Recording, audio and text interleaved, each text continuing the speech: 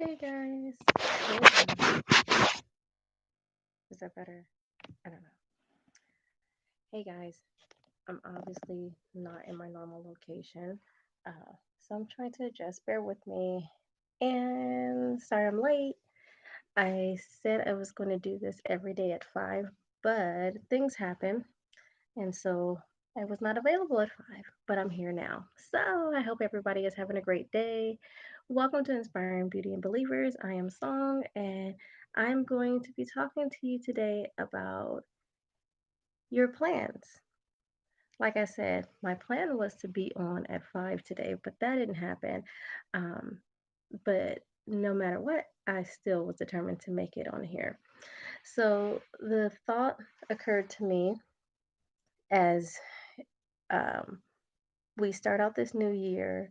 A lot of people are making plans to do whatever. We talked about resolutions. So, whatever plans you're making, whatever goals you're setting, a lot of times we make these goals and we set these plans, but are we consulting God about what it is that we're planning to do? Like, we can have our own plans, but then if it doesn't line up with what God's plan is, it's not going to be successful. So I wanted to share. Um,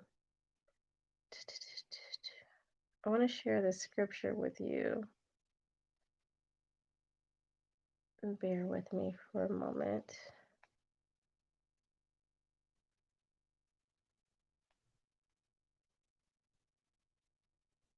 Okay. So Proverbs 16:9, it says, "A person's heart plans his way, but the Lord determines his steps." That's the CSB version. Um, in the NLT version, it says, "We can make our plans, but the Lord determines our steps." And Proverbs 16:9 has been a scripture that I've stood on for many years because it constantly reminds me that no matter what plans I make, it is God who's going to determine my steps. And being someone who likes to have everything planned out, I like to know what's going to happen next. It was very difficult for me to learn how to rely on God to form my plans and not me. So, um, maybe that's why he showed me that scripture because I needed to be able to see past what I felt like how I felt things should happen and see it the way that he wanted me to see it, or be able to get past when things didn't work out the way that I thought they should. For instance, if you look at the scripture and you look at the story of Joseph, um, he had all of these dreams, and they were God given dreams. And he, in his mind, knew how the plan was supposed to go. But to his surprise, it didn't go that way. He ended up being sold into slavery by his brothers who were jealous, which that's a whole nother story.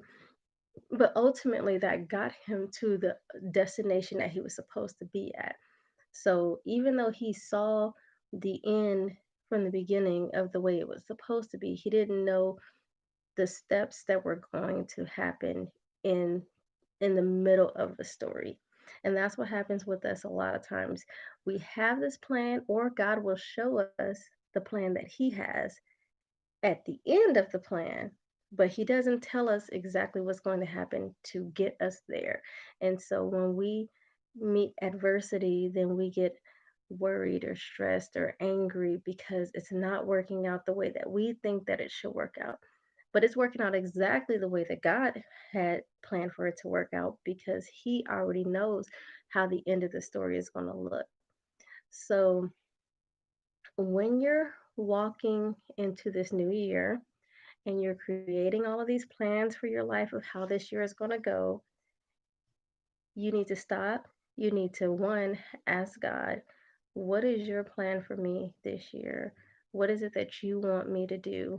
And then, two, even after He gives you the understanding of the plan that He wants you to execute, you still need to be prepared for the things that are not going to go the way that you think that they're supposed to go.